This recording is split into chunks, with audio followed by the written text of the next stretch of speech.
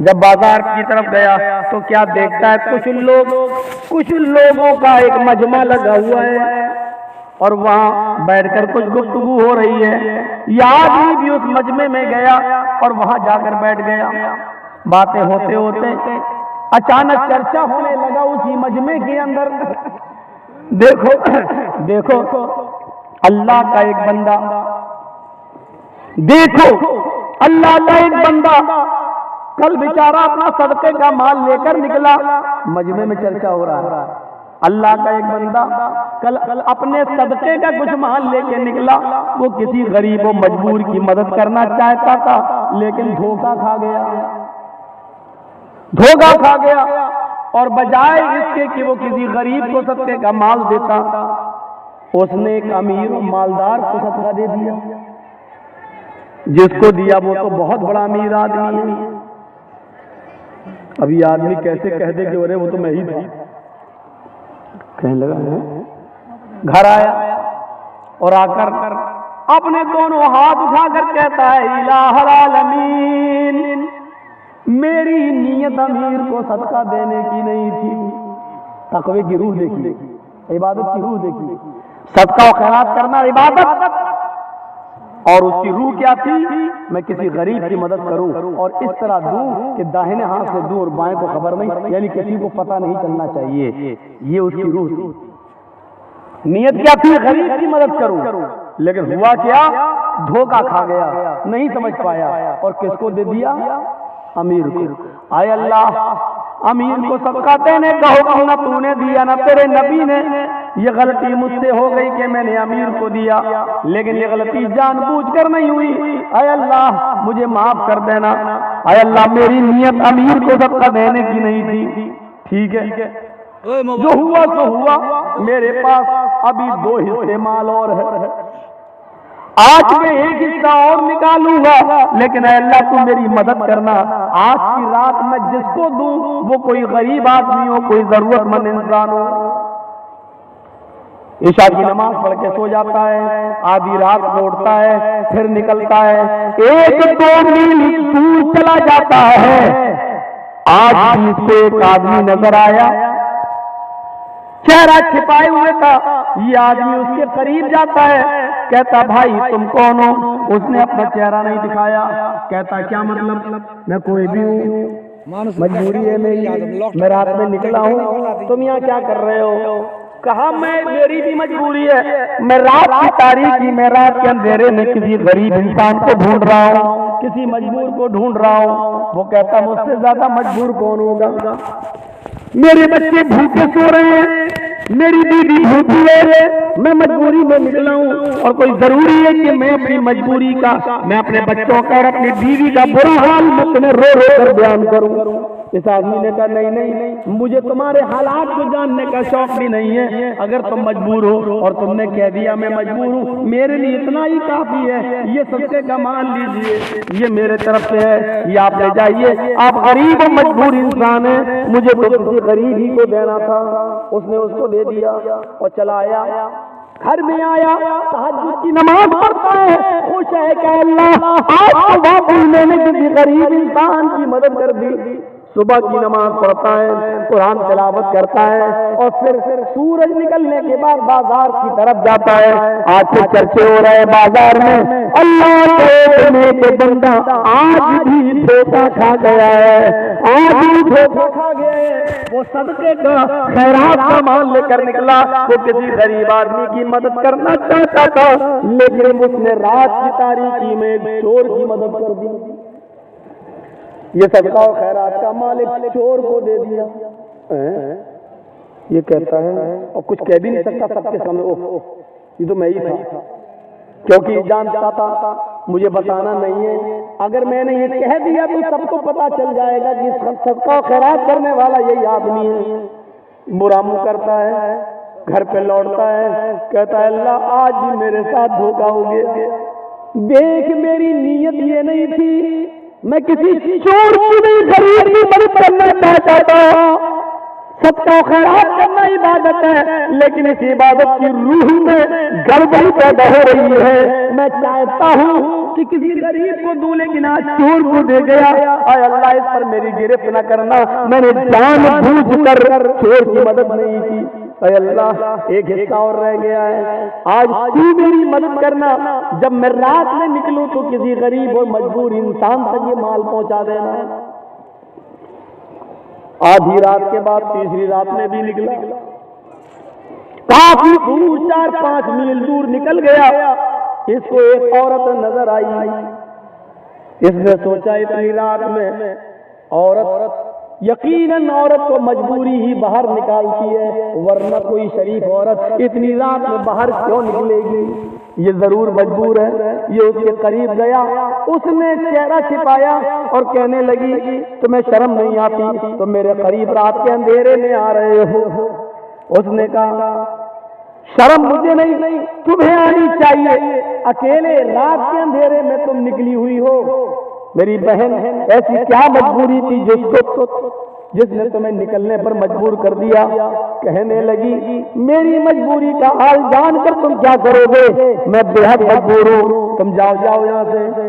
اس آدمی نے کہا میری بہن اپنی مجبوری نہیں بتانا چاہتی ہو تو مت بتاؤ، لیکن حقیقت میں تم مجبور ہو۔ اس نے کہا ہاں یہ میرے پاس کچھ مال ہے، میں مجبور لوگوں کے لیے لے کر نکلا، لیجئے یہ سارا مال میں تمہیں دے رہا ہوں، اللہ تمہاری مجبوری کو دور کرے، جاؤ اب تم اپنے گھر چلی جاؤ، یہ میں نے تمہیں دے دیا ہے، یہ میرے صدقے کا مال تھا جو میں کسی غریب مجبور کی مدد کرنا چاہتا تھا، لیجیے میں تمہیں دے رہا ہوں۔ یہ دے کر چلا گیا، وہ اپنے گھر چلی گئی، یہ اپنے گھر آ گیا، اس نے تہجد کی نماز پڑھی، سویا، پھر اٹھا فجر پڑھی، گھر آیا، قرآن پڑھا، پھر بازار کی طرف نکلا، مجمع میں پھر چرچے ہو رہے ہیں۔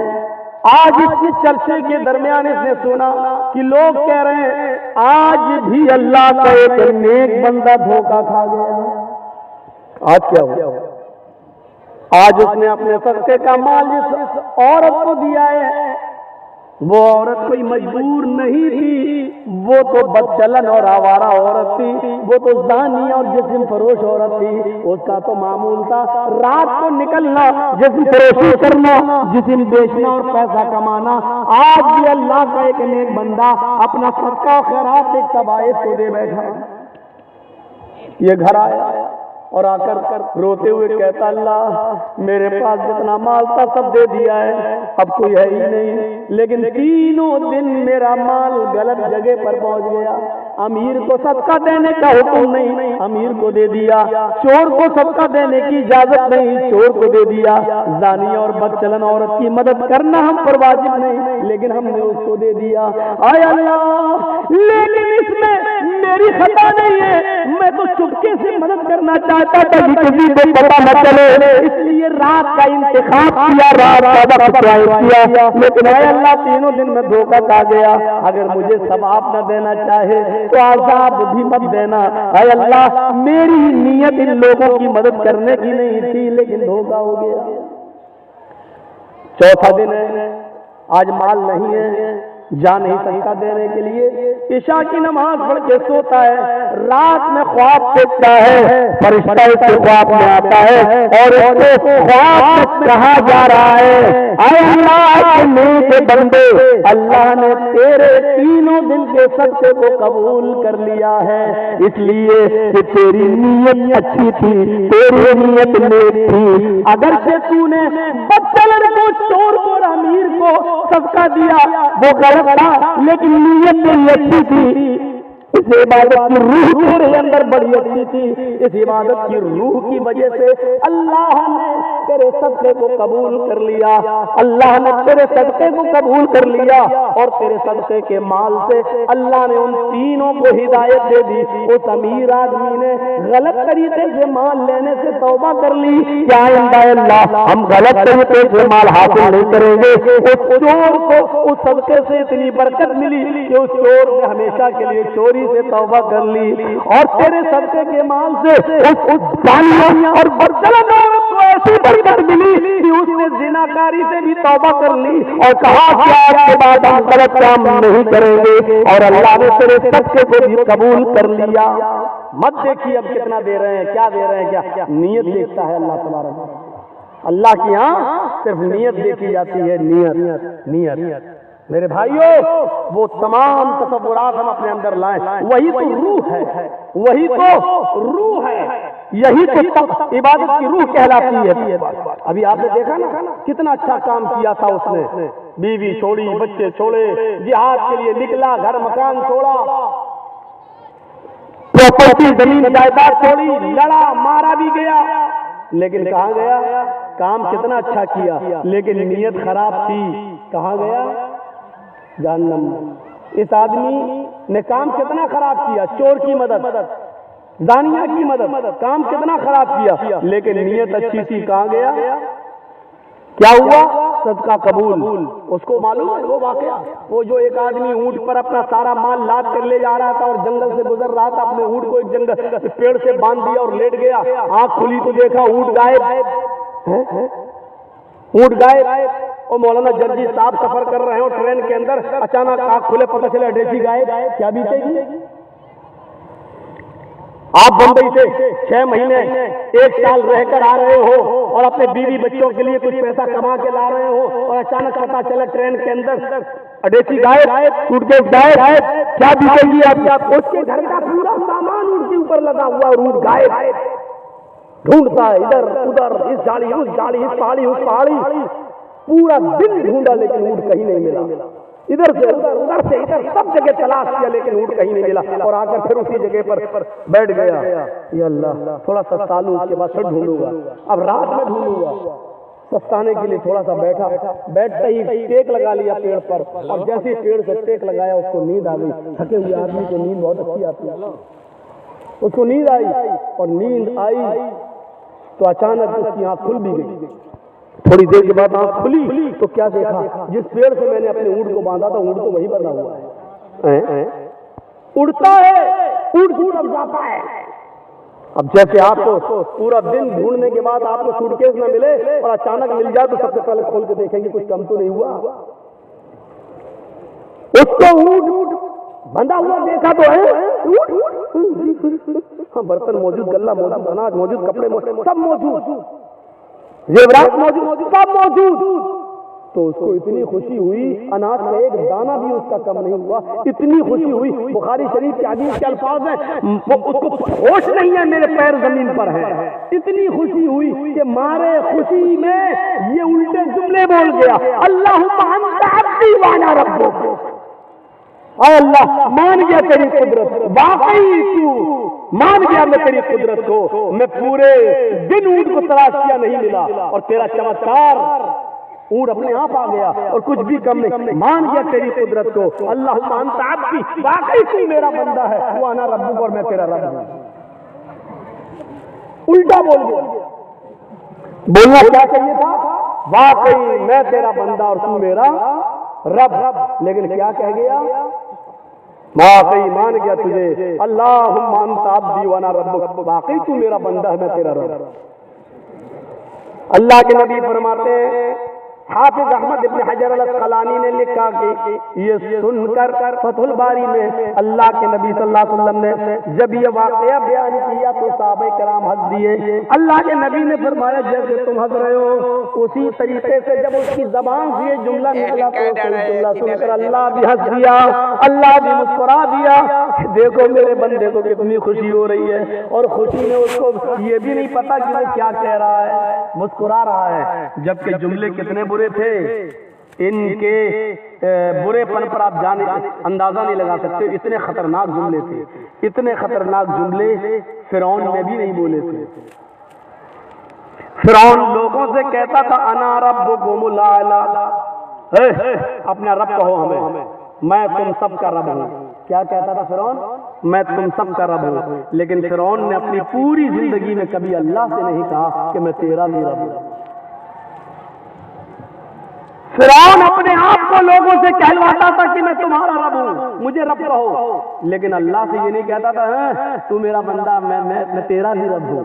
فرعون نے کبھی اللہ سے نہیں کہا کہ میں تیرا بھی رب ہوں، اور اس نے تو فرعون نے کبھی نہیں کہا تو میرا بندہ ہے، اور اس نے تو اللہ ہی کو اپنا بندہ کہہ دیا اور اپنے آپ کو اللہ کا رب کہہ دیا، تو جملے فرعون سے زیادہ خطرناک ہوئے کہ نہیں ہوئے؟ لیکن فرعون نے یہ جملے جب بولے تمہارا رب ہوں، تو اللہ نے فرعون کی لاش کو قیامت کی صبح تک نشان عبرت بنا دیا، اور اس نے فرعون سے بھی زیادہ سخت اور خراب جملے بولے تو اللہ مسکرا دیا، اللہ مسکرا دیا اور اس کو معاف کر دیا۔ کیوں؟ فرعون جان بوجھ کر کہتا تھا میں تمہارا رب ہوں، اور اس نے جان بوجھ کر نہیں کہا، اس کے دل میں یہ نیت نہیں تھی، یہ نہیں کہنا چاہتا تھا کہ تو میرا بندہ اور میں تیرا رب، یہ کہنا نہیں چاہتا تھا، لیکن اس کے منہ سے تو خوشی میں نکل گیا، اس کو پتہ ہی نہیں کہ کہہ کیا رہا ہے، تو میرا بندہ میں تیرا رب۔ تو اللہ نے اس سے کوئی مواخذہ نہیں کیا، اس کو معاف کر۔ دیکھ رہے ہیں آپ کام کتنا برا، لیکن نیت اچھی تھی، نیت یہ نہیں تھی کہ اللہ میرا بندہ ہے، اس لیے اللہ تعالیٰ نے اس کو معاف کر دیا۔ نماز پڑھ رہے ہیں، روزہ رکھ رہے ہیں، صدقہ و خیرات اور زکات دے رہے ہیں مدرسے میں، اللہ نیتیں دیکھے گا، نیت یہ بھی نیت دیکھے گا۔ مولانا جرجیز کی تقریر سے پہلے اتنے لوگ یہاں نہیں تھے، جو دوسرے مولانا بول رہے تھے تو آدھا مجمع بھی نہیں تھا، اور جرجیز صاحب آ گئے تو سناٹا چھا گیا، سب یہاں جمع ہو گئے۔ مولانا صاحب سے پہلے جو مولانا بول رہے تھے، کیا وہ لیلا مجنون کی کہانی سنا رہے تھے؟ وہ بھی قرآن، وہ بھی حدیث سنا رہے تھے۔ اللہ یہ بھی دیکھے گا اس جلسے میں آنے کے بعد کہ تم قرآن و حدیث سننے آئے تھے یا مولانا جرجیز کو سننے آئے تھے۔ یہ ہماری نیتوں پر ڈیپینڈ کرے گا، اتنا یاد رکھیے۔ اگر قرآن و حدیث سننے آئے تھے تو جرجیز سے پہلے بھی جو بول رہا تھا وہ بھی قرآن و حدیث بول رہا تھا، اس کی کیوں نہیں سن رہے تھے؟ تو اس کا مطلب یہ ہے کہ آپ قرآن و حدیث سننے نہیں آئے، آپ جرجیز کو سننے آئے۔ اللہ کی قسم اگر جرجیز کو سننے آئے تو رات کے 12 اور 1 بجے تک آپ نے اپنی آنکھیں پھوڑی ہیں کہ آپ کو ایک نیکی نہیں ملے گی۔ میں اس بات کو اپنے رب کے عزت و جلال کی قسم کھا کر اور واقف کرنا چاہتا ہوں، رب کعبہ کی قسم ایک نیکی نہیں ملے گی۔ اگر صرف جرجیز کو سننے آئے ہو، قرآن و حدیث نہیں، تو ایک نیکی نہیں ملے، اور قرآن و حدیث سننے آئے ہو تو پھر آپ ہی جواب دیجئے اس سے پہلے اتنی بھیڑ کیوں نہیں؟ کہاں تھے آپ؟ جلیبی خرید رہے ہیں۔ کہاں تھے آپ؟ بچوں کو بیلون دلا رہے ہیں۔ کہاں تھے آپ؟ ہماری گرل فرینڈ آئی تھی، موبائل پہ بات ہوئی تھی، اس سے ملنے گئے۔ ہنسو نہیں، جو آئی ہیں وہ ہماری بہنیں ہیں، اور تم جو ہنس رہے ہو دوسروں کی بہنوں سے ملنے کا جملہ سن کر اتنا یاد رکھ لو کہ آپ کی بہنوں سے بھی کوئی ملنے آیا۔ کما تدین تدان، جیسا کرو گے ویسا بھرو گے۔ جو دوسروں کے ماں بہن بیٹیوں کے بارے میں سوچو گے، آپ کی بھی ماں بہن بیٹی کے بارے میں ویسا سوچا جائے گا۔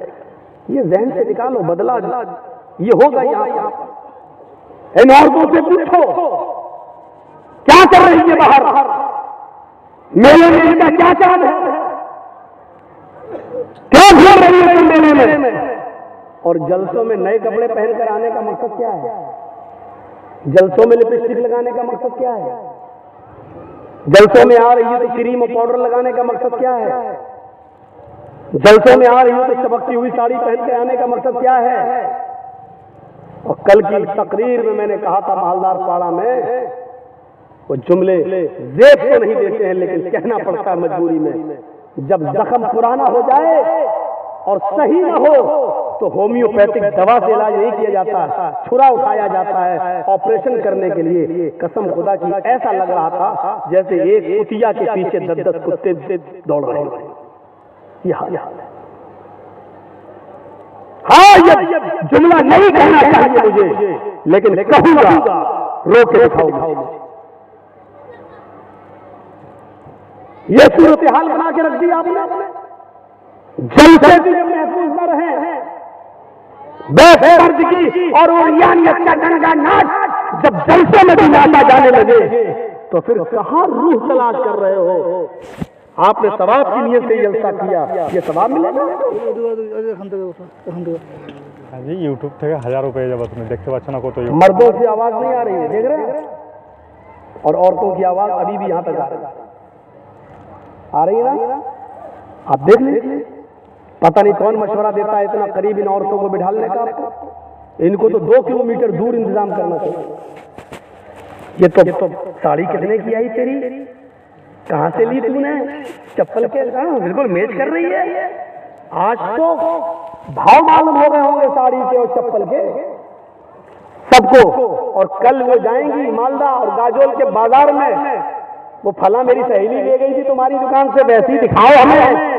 یہ جلسے کا فائدہ ہوا ہے۔ جلسے کا فائدہ یہ نہیں ہوا کہ آج فلاں مولانا نے نماز میں یہ بولا اور فلاں نے یہ بولا، آج ہم ویسے کر کے دکھائیں گے، یہ صدقہ کریں گے، یہ فائدہ نہیں ہوا۔ فائدہ کیا ہوا؟ اپنے بھائیوں سے جا کے کہیں گے فلاں کی بہن بھی آئی تھی، بڑی خوبصورت ہے، ہم نے تیرے لیے دیکھ لی۔ یہ فائدہ ہوتا ہے جلسہ، یہ فائدہ ہوتا ہے۔ اتنا قریب انتظام، اور عورتوں کی چونچے تم بند کرا دو، کبھی نہیں ہو سکتا۔ اللہ کے رسول صلی اللہ علیہ وسلم جب سفر معراج پہ گئے اور آئے اور عید کا خطبہ دیا، عید کا خطبہ آپ نے مردوں کے بعد عورتوں میں دیا، تو عورتوں میں جو آپ نے عید کا خطبہ دیا وہ آپ نے شروعات یہاں سے کیا، معاشر النساء تصدقن فإنی أريدكن سرح النار قلنا وبما یا رسول اللہ۔ اللہ کے نبی خطبہ جو شروع کر رہے ہیں عورتوں کا، تو اس میں آپ یہ کہہ رہے ہیں، آئے لیڈیز، آئے خواتین، آئے محمد رسول اللہ پر ایمان لانے والیو، صدقہ کرو، زیادہ سے زیادہ خیرات کرو، اللہ کی راہ میں دو۔ انی أريدكن سرح النار۔ جب میں معراج سے گیا مجھے جہنم دکھائی تھی، تو جہنم میں سب سے زیادہ جلتی ہوئی میں نے عورتوں کو دیکھا ہے، اور جہنم میں سب سے زیادہ جل رہی تھی۔ قلنا وبما، صحابیات نے کہا اللہ کے رسول بس اس کے آگے ہم کچھ نہیں سنیں گے، آپ نے یہ کہہ دیا عورتیں سب سے زیادہ جہنم میں جلتی ہوئی میں نے دیکھی، وجہ بتا دیجئے، ریزن بتا دیجئے، ہم اس پر عمل کریں گے تاکہ جہنم میں ہماری تعداد زیادہ نہ ہو۔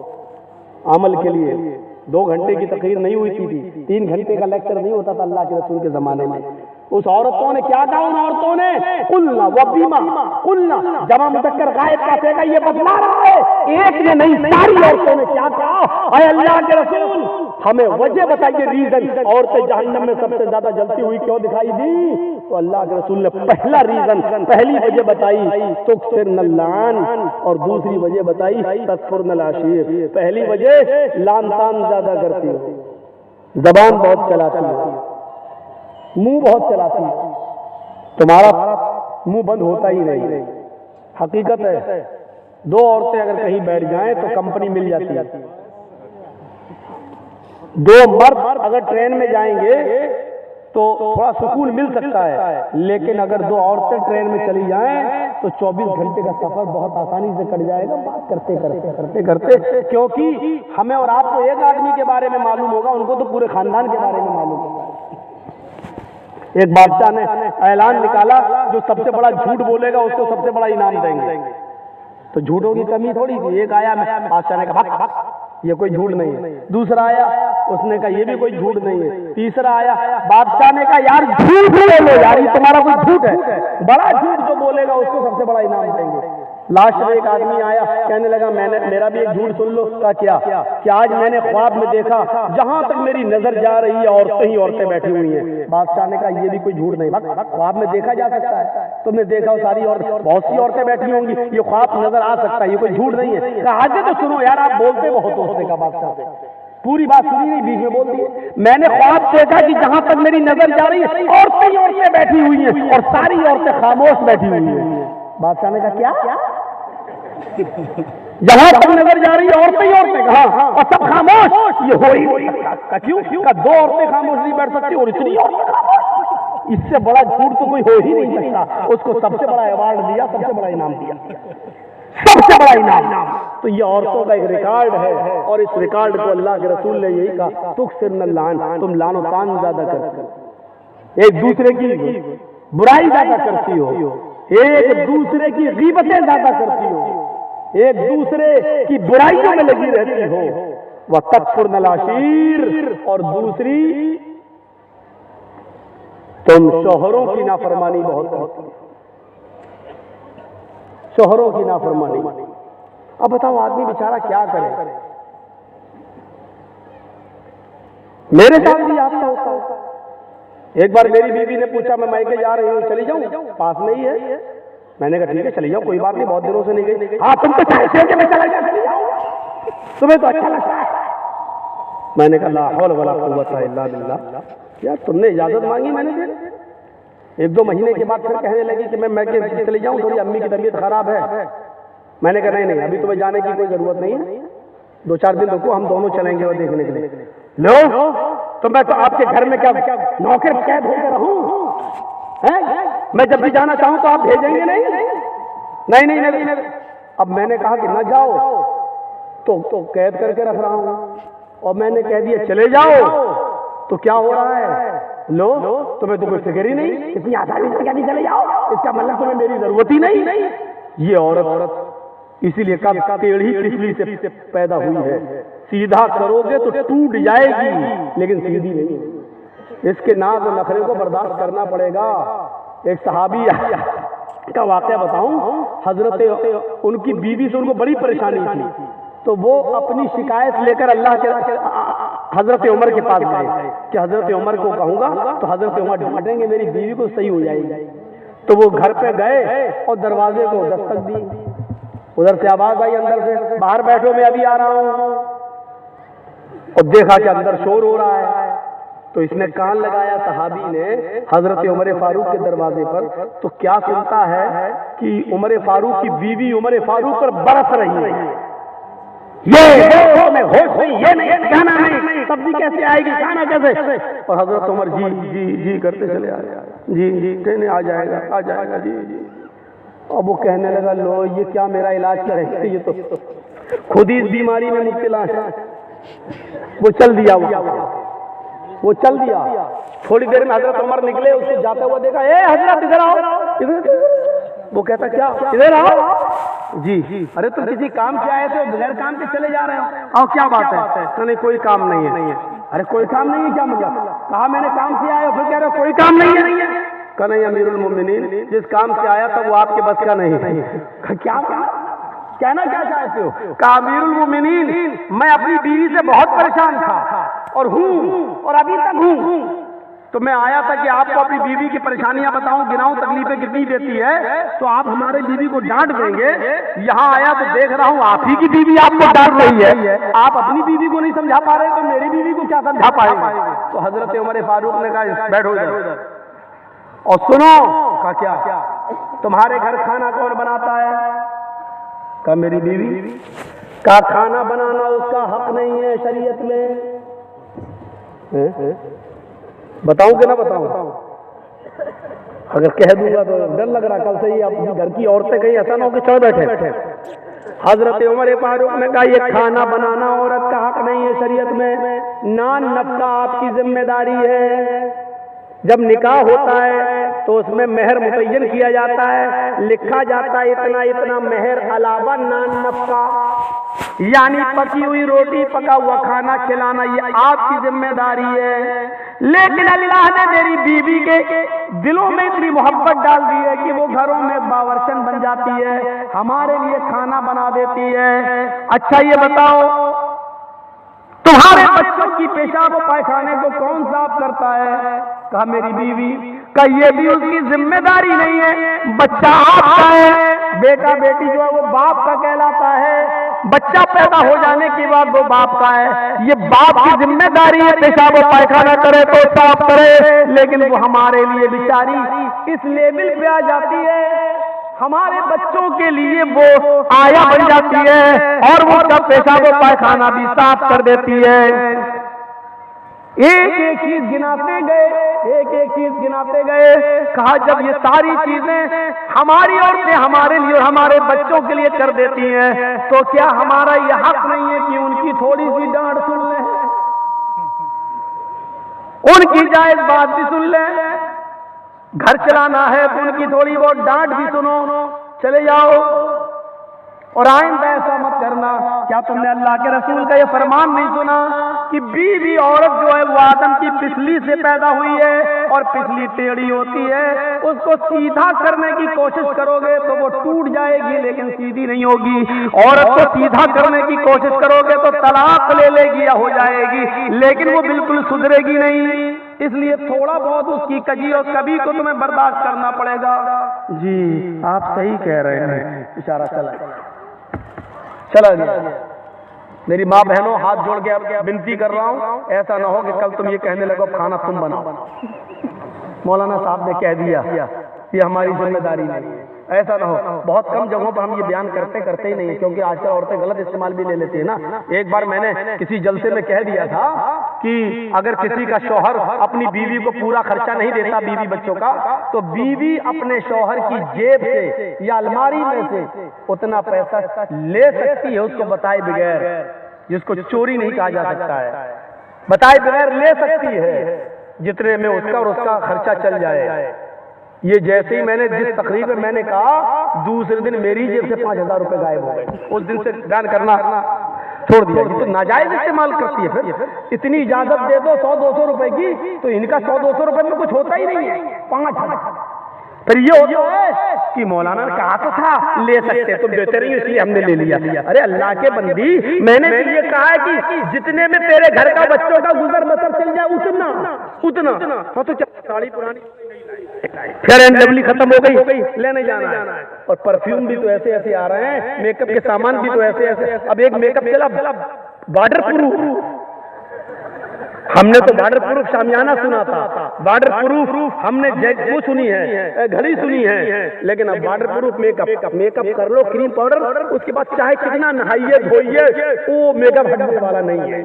पानी वाटर प्रूफ मेकअप भी अब चलने लगे, और ये चलाना पड़ रहा है, क्योंकि बंदरियां भी मेकअप कर लेती थी, और जब उनका चेहरा धुलता था तो आड़ी टेढ़ी की तिरछी निकलती थी, तो उनके बच्चे भी नहीं पहचान पाते थे। इसलिए जरूरत पड़ी ऐसे मेकअप की जो टिका रखे उनके चेहरे पर, इसलिए वो मेकअप बनाना पड़ा। अब वो बेचारी 80 साल की बुढ़ियां भी लगा लेती है, तो ऐसा लगता है कि हाँ ये 25-30 साल की जा रही है, 25-30 साल की। एक सही वाकया है, मैं बतला रहा हूँ, भोपाल सही वाकया है। बेचारी 70, 75, 80 साल की बुढ़ी, और उसने नकाब पहन लिया, खूबसूरत बूटों वाला, फूलों से चढ़ा हुआ, और वो नकाब लगा के जा रही थी, चेहरा उसका छिपा हुआ था, खूबसूरत बुर्का। अब वो जा रही तो 18-20 साल का लड़का उसके पीछे लग गया, ये सोचकर कि बुर्का इतना अच्छा है तो बुर्के वाली कितनी अच्छी होगी, नकाब इतना अच्छा है तो नकाब वाली कैसी होगी। अच्छा, वो धीरे धीरे चल रही थी अपनी उम्र के हिसाब से, ये समझ रहा था मुझे लाइन मार रहे हैं, लिफ्ट दे रही है, धीरे धीरे चल रही है, मतलब सेटिंग हो जाएगी, तो वो धीरे धीरे चल रही। ये बेचारा थोड़ी दूर जाने के बाद उसने अपना नकाब उठाया और तुतलाते हुए, बेटा तू मेरा पीछा क्यों कर रहा है, मैं तो तेरी अम्मा की उम्र की हूँ। इसने कहा कम बखत, मेरी तो 1 घंटे की मेहनत ही बेकार चली गई है। तो इसको भी गुस्सा आया, इसने गुस्से में कहा, ए अम्मा, हम अपने लिए नहीं अपने अब्बा के लिए ढूंढ रहे हैं, क्या करें, 1 घंटा इसका बेकार हो गया। ये सही बात है, मैं आपको बतला रहा हूँ। और जिस लड़के ने ऐसा किया वो हमारा हमें आगे बता रहा था कि भाई मौलाना तो दोस्ती हो गई है, बताना पड़ रहा, बता दिया, लेकिन जलसे में बयान मत करना। मैंने कहा जलसे में तो बयान करूंगा, लेकिन तेरा नाम नहीं बताऊंगा। बोला, अब ये हाल हो रहा है, ये हाल। तो बुरके ऐसे, कपड़े ऐसे, और जलसे भी उससे महफूज नहीं। इबादत की रूह को पहचानने की कोशिश कीजिए। या अय्युहल्लज़ीना आमनू तक़ुल्लाह हक़्क़ तुक़ातिह, इबादत की रूह क्या तक़वा। और अल्लाह ने क्या कहा, आई ईमान वालो तुम अल्लाह से डरो जैसा कि उससे डरने का हक है। आई ईमान वालो तुम अल्लाह से डरो जैसा कि उससे डरने का हक है। एक और चीज है, अल्लाह से डरने का हक कैसा है, अल्लाह से डरो कैसे, अल्लाह देख रहा, ये डरने का मतलब है।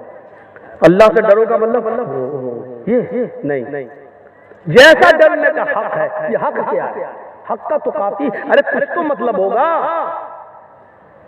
आग से आप डरते हैं कि नहीं डरते हैं? आग से डरते हैं, लेकिन आग को देखकर भागते थोड़ी हैं।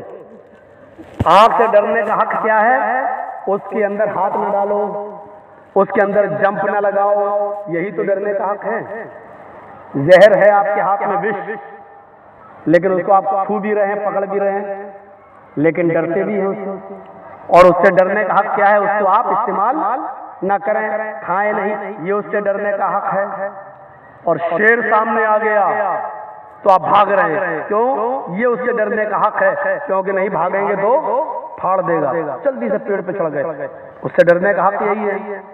सांप को देख रहे हैं, उससे भी डर है, जहरीला सांप है, लेकिन उससे डरने का हक क्या है? उसके मुंह में आप उंगली न दें, उसके करीब न जाए, वरना डस लेगा और काट लेगा, ये उससे डरने का हक है। तो जैसे आप हर चीज से डरने का एक हक अदा करते हैं, अल्लाह से भी डरने का एक हक है।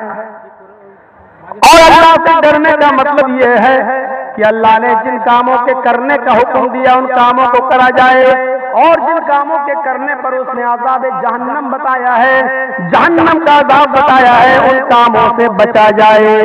ये है अल्लाह से डरने का मतलब। मसलन अल्लाह तबारक व तआला ने सूद और ब्याज खाने को हराम करार दिया है, तो उससे बचा जाए। अल्लाह के नबी सल्लल्लाहु अलैहि वसल्लम ने फरमाया कि जब मुझे मेराज हुई, सफर मैं गया मेराज पर, और मुझे जहन्नम दिखाई दी, तो मैंने खून के ब्लड के एक तालाब में, एक नदी में मैंने कुछ लोगों को डुबकियां लगाते हुए देखा है। बदबूदार खून पी रहे हैं और उसी में तैर रहे हैं। वो निकलना चाहते हैं, फरिश्ता एक पत्थर मारता, जब वो किनारे पे आते वो फिर बीचों बीच में पहुंच जाते और उसी बदबूदार खून वो पी रहे हैं, खा रहे हैं और उसी में है। मैंने पूछा मन हाउला या जिब्रील, आए जिब्रील ये कौन लोग हैं? अल्लाह के नबी फरमाते हैं, जिब्रील ने बताया कि अल्लाह के नबी ये दुनिया में गरीबों का खून चूसा करते थे, ये दुनिया में मजबूरों का खून चूसा करते थे। 100 रुपए देते थे और 120 वसूल करते थे, 1000 देते थे 1200 वसूल करते थे, 1 लाख देते थे 1,20,000 रुपए वसूल करते थे। ये वो लोग हैं जिन्होंने गरीबों का खून चूसा है, मजबूरों का खून चूसा है। आज सूद खाने वाले हैं, आज इन लोगों को खून, बदबूदार खून के तालाब में गोता लगवाया जा रहा है, इसी खून के तालाब के अंदर इनको डाल दिया गया है। फिर अल्लाह के नबी सल्लल्लाहु अलैहि वसल्लम फरमाते हैं, सूद और ब्याज खाने वाले के 36 दर्जे हैं, 36 दर्जे हैं। एक हदीस में 70 दर्जों का जिक्र भी आता है, लेकिन 70 दर्जे वाली रिवायत 36 दर्जे वाली रिवायत से कम दर्जे की है, वो हसन है और ये सही है। 36 दर्जे हैं, 36 दर्जे, यानी सूद और ब्याज खाने वाले सूद के 36 दर्जे हैं। पूछा गया अल्लाह के रसूल हल्का दर्जा क्या है? अल्लाह के नबी ने फरमाया इन 36 दर्जों में सबसे हल्का दर्जा सूद का यह है कि कोई शख्स अपनी सगी माँ के साथ, अपनी हकीकी माँ के साथ जिना करता है, अपनी माँ के साथ जिना करता है, उसको जो गुनाह मिलेगा, उसको जो सजा मिलेगी, वो सूद और ब्याज खाने वाले की सबसे हल्की सजा होगी। इसके अलावा 35 सजाएं इससे ज्यादा, इससे बढ़कर होंगी। एक हदीस में यूं आता है कि 36 मर्तबा अपनी माँ के साथ जिना करो, 36 मर्तबा जिना करने के बाद जो सजा मिलेगी वो सूद और ब्याज के खाने वाले की सबसे हल्की सजा होगी। जिना तो वैसे ही हराम है, और फिर अपनी माँ के साथ जिना, उसकी कबाहत और उसकी बुराई का अंदाजा तो आप लगा नहीं सकते। जिना तो वैसे ही गलत है, हराम है, शिर्क के बाद सबसे बड़ा गुनाह जिना। बाद रिवायतों में शिर्क के बाद सबसे बड़ा गुनाह कत्ल, और कत्ल के बाद जिना। जिना तो वैसे ही सबसे बड़े गुनाहों में गुनाह माना जाता है, और फिर अपनी माँ के साथ जिना, ये और अपने अंदर एक बुराई रखता है। और फिर वो भी एक बार नहीं, 36 मरतबा अपनी माँ के साथ कोई जिना करे। सूद और ब्याज खाने वाले का ये हल्का अज़ाब। कितने लोगों के बैंक बैलेंस है? सभी के। कितने लोगों की LIC चल रही है? مولانا پوچھو مت، ایف ڈی فکس ڈپوزٹ 10 سال کے بعد بچی پیدا ہوئی ہے، ہاں ٹھیک ہے 5 لاکھ روپے اس کے نام کر دیا ہے، جب میری بیٹی 20 سال کی ہوگی 20 لاکھ ہو جائے گا، شادی کر دیں، شادی کر دیں گے، فکس ڈپوزٹ سود و بیاج۔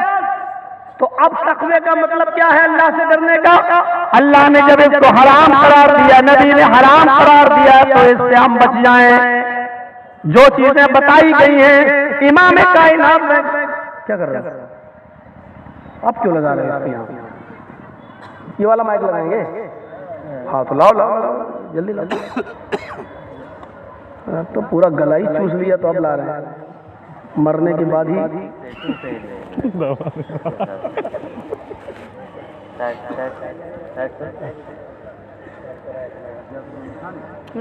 ফালতু দিচ্ছে এখন তো গোটা দুনিয়াটা।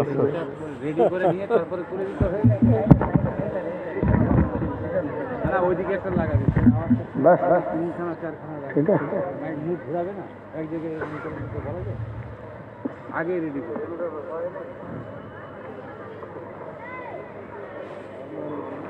کرونا واقعہ کورونا فون تو بھائی اس کا مطلب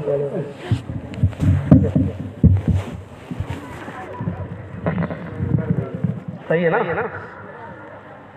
ہاں ہاں تو میں عرض یہ کر رہا تھا کہ جب اللہ تعالیٰ نے نبی اکرم نے اس کو حرام قرار دے دیا تو اس سے بچا جائے، یہی تقوی کا معنی۔ ایک اور چیز، ایک اور مثال سے سمجھیے۔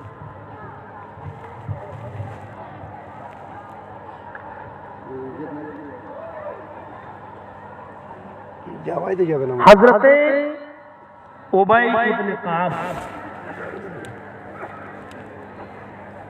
رضی اللہ تعالی عنہ سے حضرت عمر فاروق نے پوچھا کہ آئے ابی، تقوی کسے کہتے ہیں؟ سنیے تقوی کیا ہے؟ بار بار آیا اللہ سے ڈرو، اللہ سے ڈرو، اللہ سے ڈرو، یہ ڈر کیا ہے؟ اس مثال کو سمجھ لیجئے، پورا تقوی سمجھ میں آ جائے گا، پوری تقریر سمجھ میں آ جائے گا۔ حضرت ابی نے حضرت عمر سے کہا، آئے عمر، تقوی نہیں جانتے ہو کسے کہتے ہیں؟ کہ نہیں، مجھے سمجھائیے تقوی کسے کہتے ہیں۔ کہا عمر، کبھی جنگل میں گئے ہو؟ ہاں، جنگل میں کانٹے ہی کانٹے بچھے ہوئے ہوں اور آپ کے پیر میں چپل نہ ہو اور جانا بھی ضروری ہو، گزرنا بھی ضروری ہو، تو آپ کیا کریں گے؟ اب جو بھی اٹھے گا موبائل والا، اس کا موبائل ہم چھین کے یہاں رکھ دیں گے۔ آپ لوگ سیٹ ہی نہیں کر پا رہے ہیں۔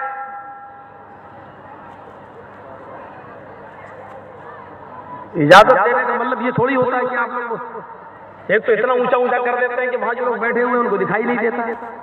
آپ کے تو اکاؤنٹ میں پیسہ آ رہا ہے بھائی، چل رہا آپ کا چینل، بول دو یار، آپ ہی کی تو طرفداری کر رہا ہوں، آپ کا بولنا ضروری ہے کیا؟ ہر آدمی عجیب ہے۔ اللہ تعالیٰ غریب رحمت فرمائے مولانا عبدالسلام صاحب کو، اسی علاقے کے تھے آس پاس کے، وہی مجھے اس گاجول میں لائے تھے سب سے پہلے۔ انہوں نے سب سے پہلے اس گاجول میں ہمارا پروگرام کرایا تھا خردہیل میں، اور اس کے بعد شاید میں یہ اب آ رہا ہوں۔ اللہ رب العالمین ان کو ان کی مغفرت فرمائے اور ان کو جنت الفردوس میں اعلیٰ مقام عطا فرمائے، غریب رحمت فرمائے۔ سوچو کتنے دنوں کے بعد آ رہے ہیں، پھر آپ سننا بھی نہیں چاہتے۔ سنیے، تو میں عرض یہ کر رہا تھا کہ تقوی جنگل میں گئے ہو، کہاں؟